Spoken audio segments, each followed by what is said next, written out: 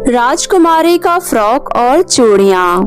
वैशाली राज्य के राजकुमारी अमरपाली दिखने में बहुत ही ज्यादा सुंदर थी। हर कोई उसकी खूबसूरती की तारीफ किया करते थे।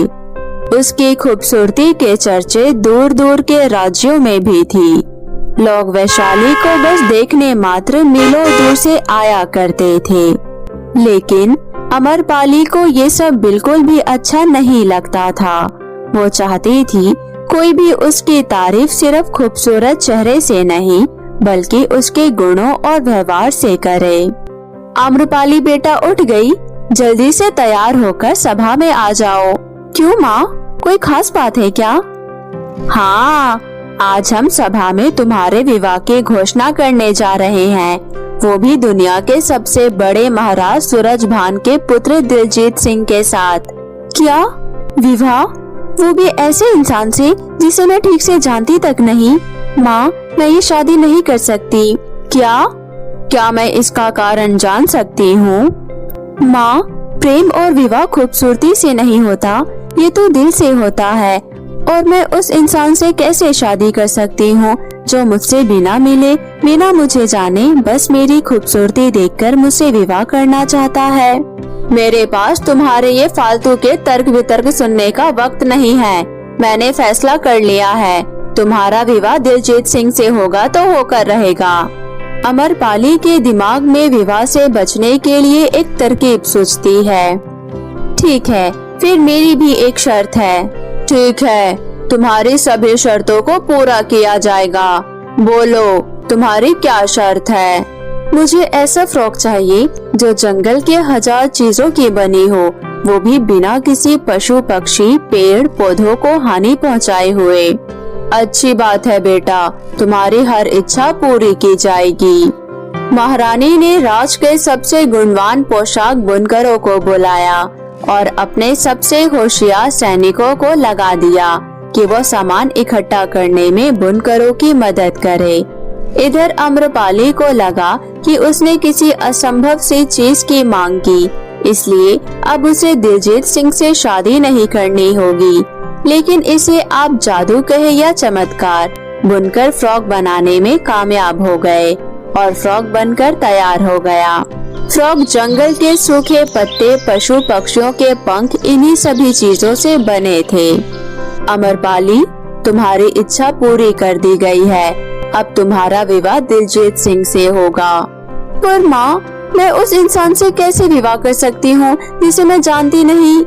बहुत हुआ, तुमने वादा किया था, अगर तुम्हें हमारा जरा भी ख्याल है तो तुम्हें ये शादी करनी होगी, वो भी कल ही। इतना बोलकर महारानी वहाँ से चली जाती है। इधर अमरपाली बहुत परेशान हो जाती है। वो किसी भी हालत में ऐसे इंसान से शादी नहीं करना चाहती थी जिसे वो जानती नहीं। उसने महल से दूर चले जाने का फैसला कर लिया। मुझे माफ कर देना माँ, एक न एक दिन तो आप मुझे जरूर समझेंगी। इतना बोलकर राजकुमारी उसी फ्रॉक को पहनकर अपने राज्य से निकल जाती है। चूँकि वो फ्रॉक राजकुमारी की सुंदरता को पूरी तरीके से ढक देता है और वो बदसूरत दिखने लगती है। राजकुमारी अपने राज्य से निकलकर कई राज्यों और जंगलों में घूमती रही। एक दिन राजकुमारी थककर एक पेड़ के नीचे सो जाती है। तभी उधर से उसी राज्य के राजा अपने सैनिकों के साथ जा रहे होते हैं। तभी सैनिक की नजर अमरपाली पर जाती है। महाराजा, इस लड़की को देखो, इसने कितने विचित्र फ्रॉक पहन रखे हैं। इतने घने जंगल में इस लड़की का यहाँ पर अकेला रहना ठीक नहीं। ठीक है सैनिक, उस लड़की को महल में ले आओ। सैनिक अमरपाली के पास जाकर उसे उठाता है। कौन हो तुम और जंगल में क्या कर रही हो? मैं एक लड़की हूँ और मेरा कोई घर बार नहीं है, जिस वजह से मैं जंगल में रह रही हूँ। हमारे साथ महल में चलो, वहाँ तुम्हें कुछ न कुछ काम मिल जाएगा। और फिर अमरपाली सिपाहियों के साथ महल में आ जाती है, जहाँ उसे रहने के लिए छोटा सा कमरा दिया गया और वो वहीं रसोई के नौकरानी के रूप में काम करने लगी। अमरपाली को रसोई में काम करते हुए कई महीने बीत गए। एक दिन राजा ने अपने दरबार में एक दावत का आयोजन किया। सारी तैयारी हो जाने के बाद दावत शुरू हुई।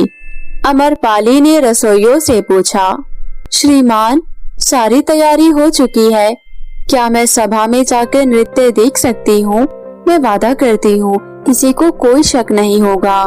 ठीक है, पर तुम आधे घंटे में वापस आ जाना रसोई की राख साफ करने के लिए। धन्यवाद श्रीमान, मैं जल्दी आऊंगी। अमरपाली अपने कमरे में गई और उसने अपने वो बदसूरत फ्रॉक उतारे और अपने चेहरे और हाथों से कालीक पोंछकर तैयार होकर सभा में चली गई। जैसे ही वो सभा में गई, हर कोई उसकी सुंदरता को देखकर अचंभित हुआ। राजा ने इस महासुंदरी को देखते ही उसे नृत्य करने को कहा। अमरपाली ने राजा के साथ नृत्य किया। जब आधा घंटा बीत गया, अब मुझे जाना होगा महाराज। पर क्यों? रुक जाओ अभी। लेकिन अमरपाली वहाँ से गायब हो गई। वो जल्दी से अपने कमरे में आकर अपना पुराना जंगली फ्रॉक पहन ली और वापस से बदसूरत बनकर रसोई में काम करने चली गई। मैं वापस आ गई हूँ श्रीमान, मैं अब रसोई की राख साफ कर देती हूँ। नहीं, अभी रुक जाओ, पहले तुम राजा के लिए सूप बना दो। ठीक है श्रीमान। राजकुमारी ने राजा के लिए सूप बनाया और उस प्याली में सूप के साथ अपनी सोने की चूड़ी भी डाल दी।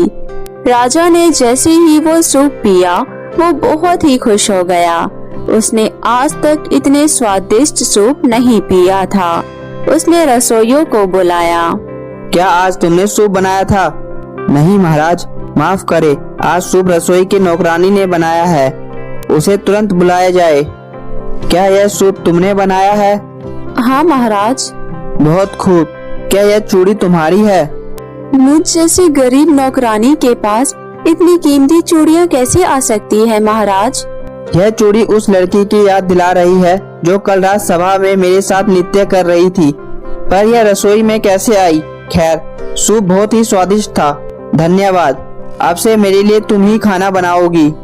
अमरपाली उस दिन के बाद से राजा के लिए नित्य खाना बनाने लगी।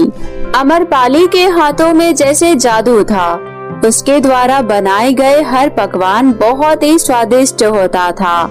एक दिन राजा ने अमरपाली से कहा, अमरपाली, मैं तुम्हारे गुणों से बहुत ज्यादा प्रभावित हूँ। मुझे तुमसे प्रेम हो गया है और मैं तुमसे शादी करना चाहता हूँ।